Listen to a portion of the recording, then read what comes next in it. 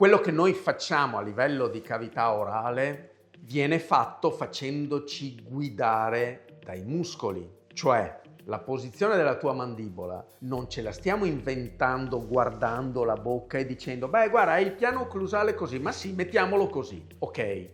ma se la mandibola è troppo indietro io devo anche portarla in avanti, cioè sono vari gli aspetti da considerare. Se noi togliamo il nostro giudizio di ma sì, secondo me qui è un po' più, bisogna farlo un po' più alto, lì un po' più basso, ma ci facciamo dire dai muscoli, guarda, qui la posizione è corretta. E come lo faccio a sapere? Dai sintomi,